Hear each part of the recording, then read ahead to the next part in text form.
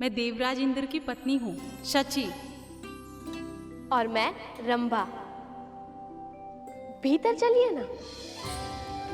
देवी लक्ष्मी कब से आपकी प्रतीक्षा कर रही है।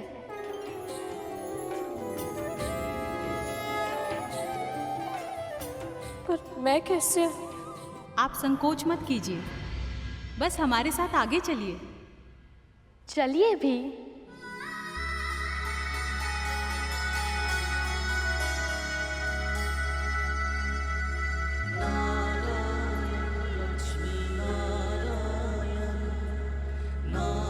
माँ लक्ष्मी के निवास स्थान के दर्शन करने का सौभाग्य मिल रहा है मुझे। ये सब केवल गरुड़ के कारण ही संभव हो पाया है। गुरु दत्तात्रेय का आशीर्वाद फल रहा है, अन्यथा मुझे भागन को माँ लक्ष्मी के दर्शन का लाभ कैसे मिलता।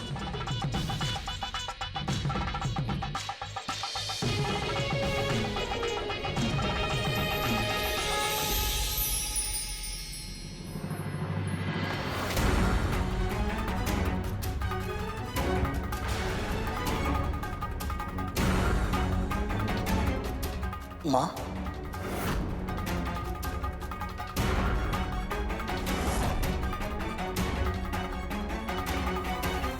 भ्रम होगा मुझे 2 पांव पर चलकर 7 लोग पार करना असंभव है ये।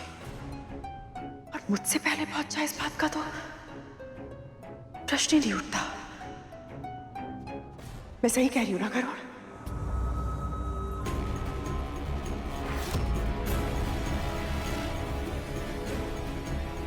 अपनी माँ को छोड़कर अपनी महारानी को ले आया। बड़ा स्वामिनी भक्त है तू। क्या हुआ? वैसे तो बहुत बोलता है तू, आज जीभ काट क्यों बन गई तेरी? क्योंकि मेरी माँ ने मुझे संस्कार और शिष्टाचार दोनों सिखाए दीदी। और मुझे आभास है कि मैं किसके द्वार के सामने खड़ा हूँ, मुझे क्या बोलना चाहिए और कितना बोलना चाहिए। चलता हूँ। आज्ञा दीजिए महारानी, वैकुंठ में प्रभु नारायण प्रतीक्षा कर रहे होंगे।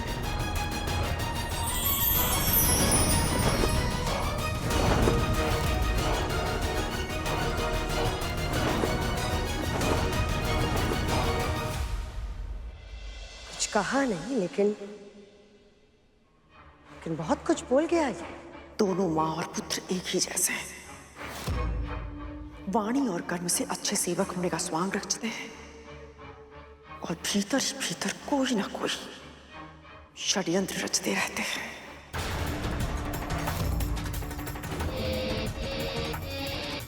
कद्रू, तुम्हारे चेहरे पर ये दाग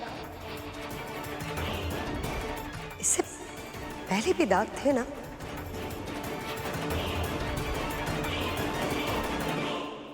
कितना अंतर है इन दोनों में। विंता माँ ने अपने मन के कोने कोने को स्वच्छ कर लिया, और यहाँ ये दोनों लक्ष्मी माँ की चौखट पर आकर भी झगड़ा कर रही है। नारायण नारायण, मैंने तो निमंत्रण भी नहीं दिया था, फिर भी असुर माता चली आई। न जाने माँ लक्ष्मी को इन अवांछित अतिथियों की उपस्थिति के बारे में जानकर कैसा लगेगा। आज उनके विवाह की पहली पूजा है और इसमें देवी तिथि का सम्मिलित होना शुभ संकेत नहीं है। क्या आपने निमंत्रित नहीं किया?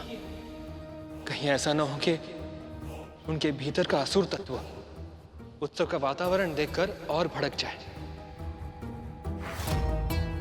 बात इतनी अधिक बढ़ जाए कि दीदी मां सच में मंथन छोड़कर चली जाए।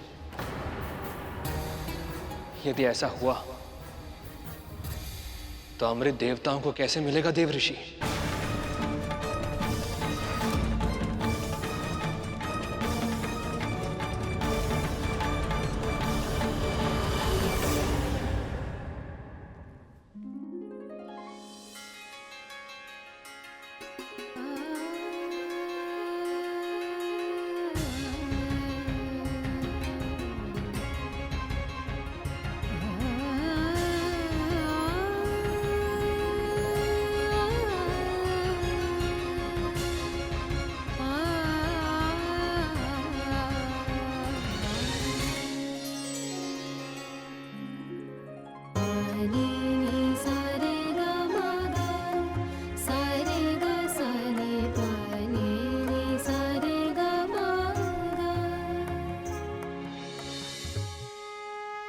ये देखिए, ये बहुत अच्छा है ना? निसंदेह बहुत सुंदर है, पर इससे अधिक नहीं। हाँ, ये तो बहुत अच्छा है, पर सखी लक्ष्मी पर ये बहुत जचेगा। ये उत्तम लगेगा इन पर, इसमें कोई संदेह नहीं है। पर इसे देखिए, ये और भी अधिक सुंदर लगेगा। सत्य कहूँ तो हमारी पुत्री लक्ष्मी पर तो सब कुछ ही बहुत सुंदर लगता है। आप दोनों वाद विवाद ही करते रहेंगे या इन आभूषणों में से कोई एक चुनेंगे भी?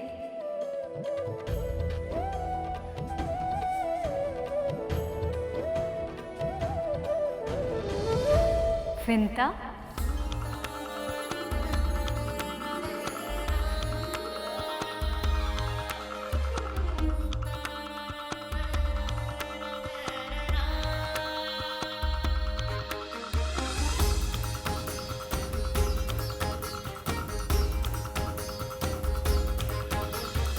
अच्छा हुआ तुम आ गई। यहाँ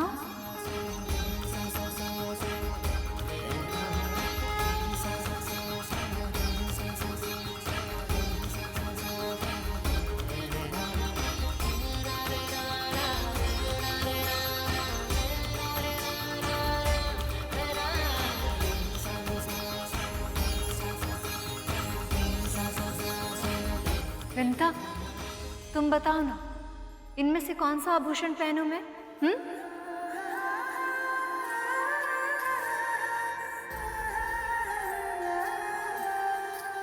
मैं बताऊं?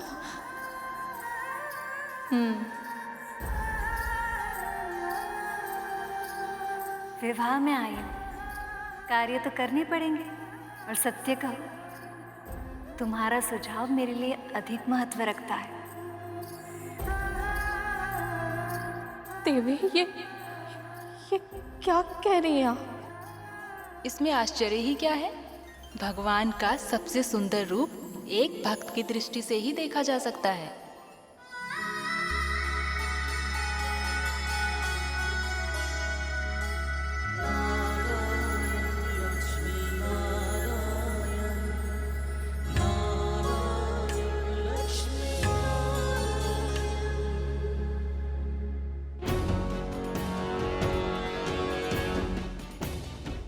यहाँ कोई चहल पहल क्यों नहीं दिखाई दे रही है? मैं आ चुकी हूँ यहाँ पे और मेरे स्वागत के लिए कोई नहीं है। इस द्वार पे तुम्हारे स्वागत के लिए कोई नहीं है, इससे चिंतित हो तुम। और मुझे देखो, मुझे तो किसी ने निमंत्रित भी नहीं किया।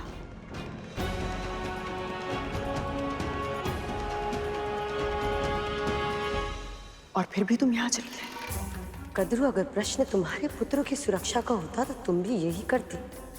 ये सत्य है कि मंथन के कारण देवताओं के साथ संधि हुई है हमारी, पर अभी भी संदेह समाप्त नहीं हुआ मेरा।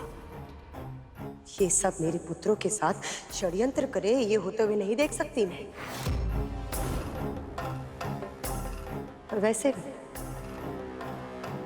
भी अब जब मैं आ गई हूं तो इन सबको स्वागत सत्कार करना ही पड़ेगा मेरा। और स्वागत सत्कार है क्या कदम, मेरा महत्व इतना अधिक है कि आज अखंड ज्योत की रीत में देवी लक्ष्मी वही दिया जलाएंगी जो मैं भेंट करूंगी, क्योंकि मेरा दिया सबसे सुंदर है।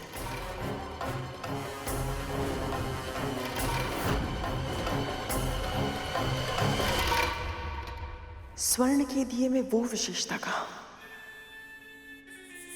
जो इस दिए में है?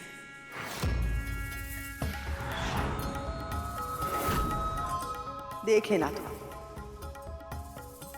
देवी लक्ष्मी मेरे इस उपहार रूपी दिए को ही अपने अखंड सौभाग्य का दीप बनाएगी।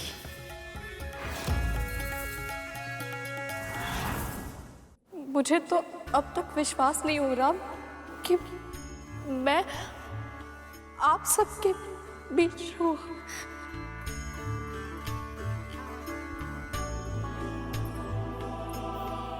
अब हुआ विश्वास?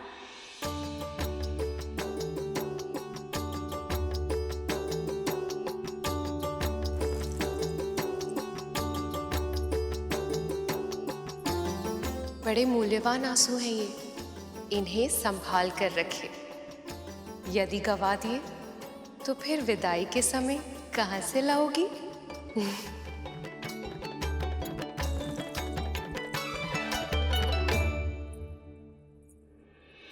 सत्यवंता, तुम्हारा मुस्कुराता हुआ मुख देखकर इतनी प्रसन्नता होती है। जानती हो, तुम्हारे पुत्र गरुड़ ने पहली भेंट में ही मेरा मन मोह लिया था। अब पता चला उसे ये विशेषता कहाँ से मिली। एकदम सत्य कहा आपने सखी। आपके पुत्र ने इस मंथन में साहस, धैर्य और सूझबूझ का अद्भुत परिचय दिया है। और पता है इससे क्या पता चलता है कि तुमने अपने पुत्र को कितने अच्छे संस्कार दिए हैं।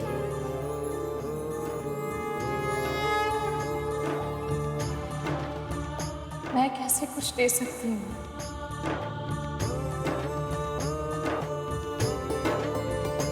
देने वाली तो आप हैं देवी। आप सबकी कृपा दृष्टि मेरे परिवार पर बनी रहे, और कुछ नहीं चाहिए मुझे।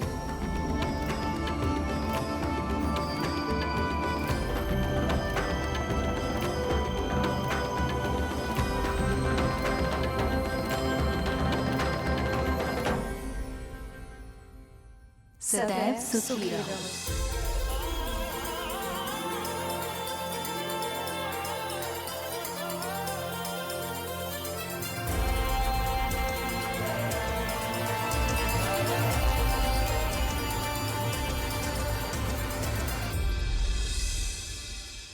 उठो विंता, ये विवाह संपन्न होने तक ऐसे ही हंसती मुस्कुराती रहो। तुम्हारे जीवन में जो भी कष्ट और दर्द थे वो सारे मेरे चौखट में छूट गए हैं। ये मेरा मायका है, इसका मतलब ये हुआ कि ये तुम्हारे माँ का भी घर है। अब यहाँ खुशी की छाव में प्रसन्नता से रहो, स्वतंत्र होकर जियो।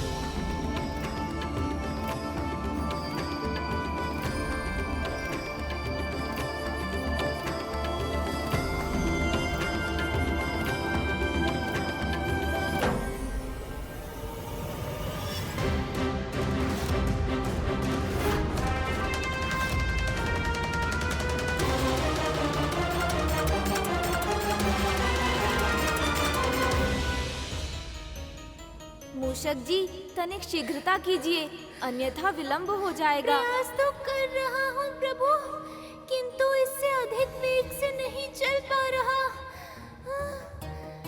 यदि मूषक जी इसी वेग से चलते रहे तो हम वैकुंठ समय पर पहुँच ही नहीं पाएंगे। ये विंता मुझसे पहले कैसे पहुंच गई यहाँ? तुम्हें क्या लगता था कद्रू? दत्तात्रेय ने से केवल दर्शन दिए, कोई विशेष शक्ति या आशीर्वाद नहीं दिया। इसका पुत्र तो पहले से ही शक्तिशाली था। और देखो किन लोगों के साथ बैठकर हंसी ठिठोले कर रही है ये।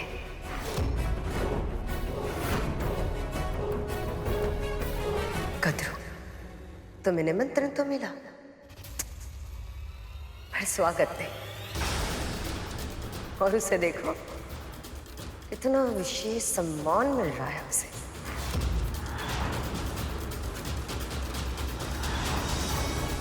मुझे एक बात समझ में नहीं आती, यहाँ पर महारानी कौन है और दासी कौन?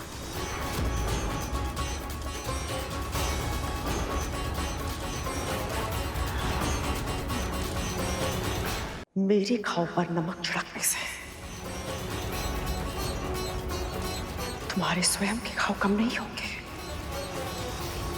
वैसे तुम्हें तो निमंत्रण भी नहीं आया था, है ना दीदी?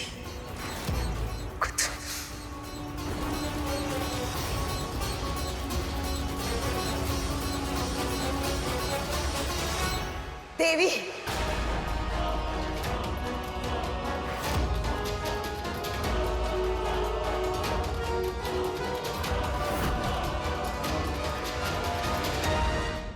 ये कैसा पक्षपात है देवी?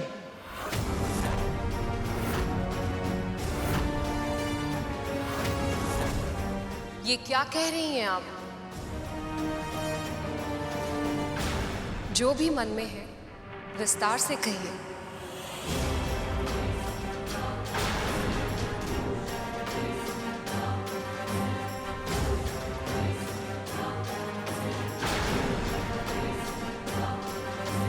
ऐसा कुछ भी नहीं है, ऐसा कुछ भी नहीं देवी जो आप नहीं जानती। जो कुछ हो रहा है आपके संकेत से ही हो रहा है, पर यदि फिर भी आप मुझसे कहलवाना चाहती हैं तो ठीक है, मैं यहां सबके सामने कह देती हूं। देवी लक्ष्मी और विष्णु ने संधि के नियम तोड़े हैं। हमेशा की तरह हम असुरों के साथ पक्षपात हुआ है। जब मंथन की आवश्यकता थी तो नारद कैसे हाथ छोड़कर पीछे पीछे चले आए, और आज दृष्टि चुराकर बिना निमंत्रण दिए चले गए। देव ऋषि, क्या ये सत्य है? जी प्रभु, मैंने जानबूझकर असुरों को आमंत्रित नहीं किया है।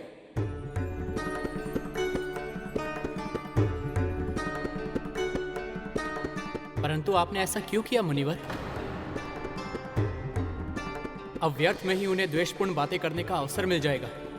प्रभु का आदेश था कि मैं हर विष्णु भक्त को विवाह में सम्मिलित होने के लिए आमंत्रित करूं, और ये सब जानते हैं कि असुर विष्णु भक्त नहीं है। यदि मैं उनको आमंत्रित कर भी देता तो भी वो यहां नहीं आते। प्रभु, ये सत्य है कि आमंत्रण ना देकर मैंने असुरों का अनादर किया है, पर यदि आमंत्रण पाकर भी वो यहाँ नहीं आते तो ये आपका अनादर होता, और एक भक्त होने के नाते मैं आपका अनादर होते हुए नहीं देख सकता था प्रभु।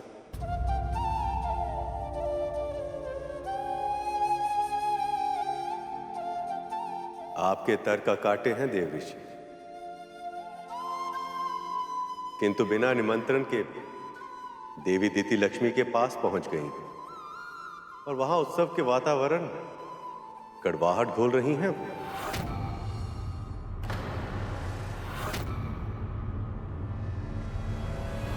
देवर्षि ने भले ही आपको निमंत्रित न किया, यह अभाव भी आपको यहाँ आने से नहीं रोक पाया। जिसे जहां होना होता है वो वहां पहुंच जाता है, फिर चाहे कोई कितना भी प्रयास क्यों ना करे, वो उसे रोक नहीं पाता। मैं बस इतना जानना चाहती हूँ कि स्वर्ग के राजा बलि और उनकी माँ को छोड़कर एक दासी को इतना महत्व क्यों दिया जा रहा है? ऐसा क्या किया इसने जो ये इतने सम्मान के योग्य बन गई?